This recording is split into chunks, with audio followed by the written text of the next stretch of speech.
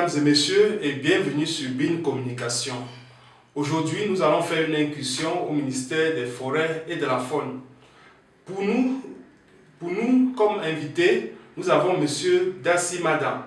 Avec lui, nous allons nous étaler sur les activités qu'il mène au quotidien.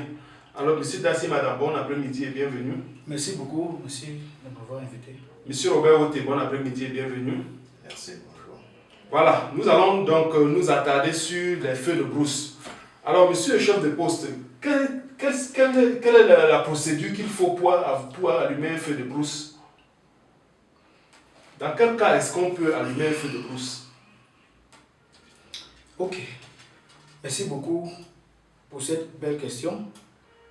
Je veux d'abord dire que le feu de brousse est interdit. Le feu de brousse est interdit Par la loi. Par la loi. Donc c'est ce que je veux d'abord entrer pour dire. Et la loi forestière, il y a l'article 14, 15, 16, 17 et 20 et les alinéas qui expliquent ça bien. Pour dire, pour expliquer, pour mieux, pour dire que le feu de brousse est interdit et a une sanction pour celui qui met le feu de brousse. Et c'est une activité que j'ai constaté que c'était récurrent ici. Et il fallait que les populations comprennent, les populations de l'enseignement de Bani comprennent que ce qu'ils sont en train de mettre, c'est hors de la loi. C'est hors de la loi et ça détruit beaucoup de choses. Ça les détruit dans le long terme. Vous savez, quand je dis c'est interdit, il y a le procédure en cas où ça doit se... Cas de nécessité. Ça peut être par un décret. Par un décret de qui? Le préfet de cet arrondissement. Ça peut être qu'il a vu de certaines situations que pour demander le feu de brousse autorisé et c'est bien encadré par la loi. Comment ça doit se passer? C'est pour dire qu'il y a la période qu'on peut interdire le feu de brousse. Il y a la période que, par décret et selon la loi, qui peut permettre quelqu'un pour faire le feu de brousse dans un terme bien encadré, dans des procédures. Une procédure bien encadrée. Oui, et ça peut être un décret de hiérarchie, comme je peux dire. Oui. Donc c'est pour dire, avant de mettre le feu de brousse, dans le cas nécessaire, il faut s'être arrêté. Il faut s'être arrêté. Comme on dit, c'est l'arrêté. Comme on dit, il faut s'être arrêté, c'est l'arrêté. De hiérarchie, oui, surtout du préfet. À ce moment, ça concerne pour le ministère de la Forêt et de la Faune. Oui, nous on doit être là pour suivre, pour voir que encadrer pour essayer de voir que cette procédure est respectée. Oui. Par exemple, je vous donne un exemple. Si nous, on veut faire une activité, par exemple, le renseignement du trophée. Expliquez le trophée. Qu'est-ce que le trophée? Le trophée, c'est une partie d'un animal surtout les classes A ou B. Par exemple, on a les cornes, l'ivoire, les éléphants, donc tout ça. La peau. Les dents, la peau. Oui, nous on peut solliciter, les sous-préfets aussi peuvent faire un autre service par rapport à ça. Pour dire aux chefs si c'est vers le cas de chef pour qu'ils nous déclarent les trophées, parce qu'il y a des moments qu'on n'a pas pour qu'on déclare les trophées là, ça nous empêche. Nous, avec cette note, les chefs sont obligés de faire toutes ces déclarations. Donc, C'est pour dire que nous ne sommes pas totalement, c'est-à-dire que les ministères pour les services concernés peuvent faire et les préfets sortent un arrêté pour selon la loi. Pour autoriser. Autoriser, oui. Et tant que cette n'est pas encore faite, c'est interdit. On ne met pas. Quelles sont les sanctions qui courent celui-là que vous attrapez, qu'il a mis un feu de brousse? Bon, les sanctions sont, ça varie selon vous voyez la personne, par exemple, si on trouve quelqu'un qui est en train de mettre le feu de brousse, les textes prévus que peut-être, comme des autres cas, on doit aller entendre sur le préfet verbal, on va envoyer au hiérarchie. Voilà la situation. Le hiérarchie va prendre les mesures appropriées pour la sanction selon la loi forestière. Oui.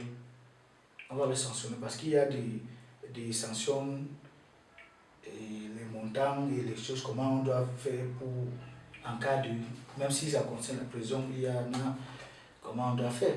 Il y a tu fais la prison ou peut-être un somme que tu dois verser.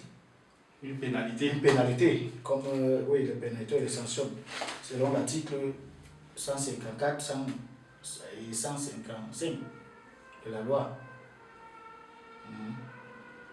Donc, en définitive, le feu de brousse est interdit. Oui. S'il faut le faire, c'est que c'est l'autorité qui doit donner l'autorisation. Oui, pour un arrêté, pour dire que, ok, et ça doit suivre selon la loi, comment ça doit se passer. Comment, oui, parce qu'il y a des modalités pour mettre un feu de brousse. Oui.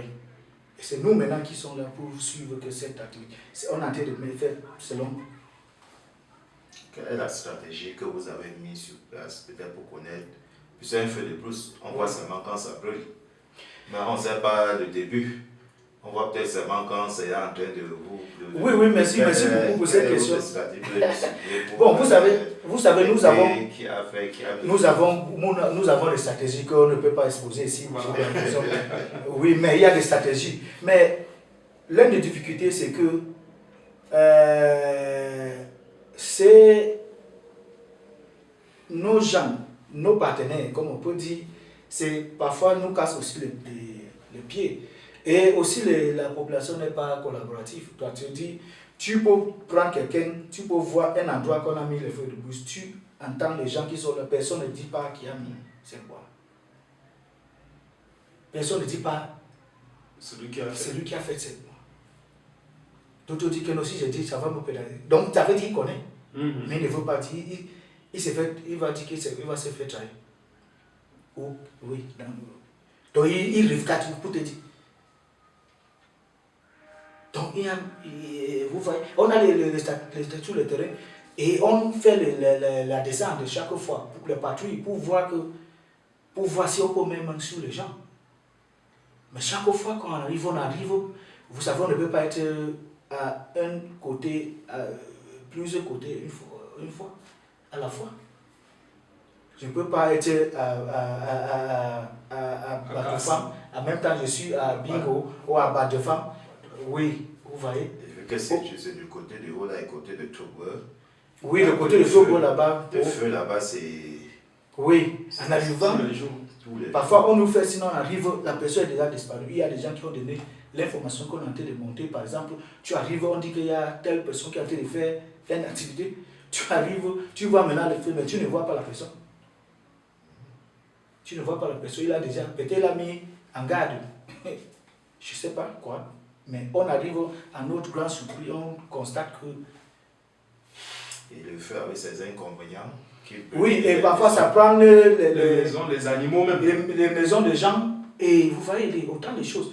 Et quand ça fait comme ça, eux-mêmes, vraiment c'est terrible.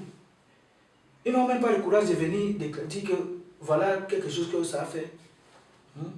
Et le voisin a fait, bon, il s'entend entre eux, je ne sais pas comment.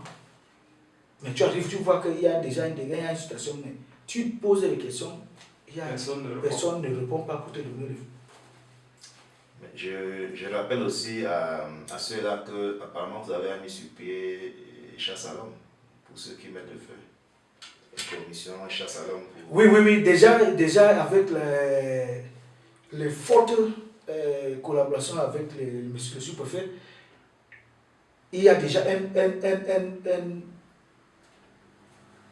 une équipe qui va, nous avons mené une autre stratégie pour prendre tous les gens qui sont en train de mettre le feu de brousse. Et je vous assure, il faut quand même il y a un exemple pour que les autres aussi s'alignent. Oui, donc il faut seulement 3 cas qu'on va le mettre ou pas. Et les autres vont s'aligner comment? Oui. Donc pour cette chose, nous croyons que les résultats cette année seront un peu très visibles.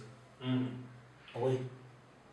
Parce qu'il y a déjà une bonne stratégie qu'on a en train de mener avec, je suis en train de mener avec aux collaborateurs oui, et les populations. et la Chine, avec d'autres services.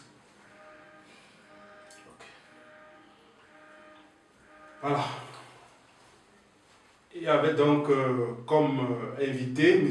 Dassimadan, qui est le chef de poste des forêts et de la faune de l'arrondissement de Bayanga.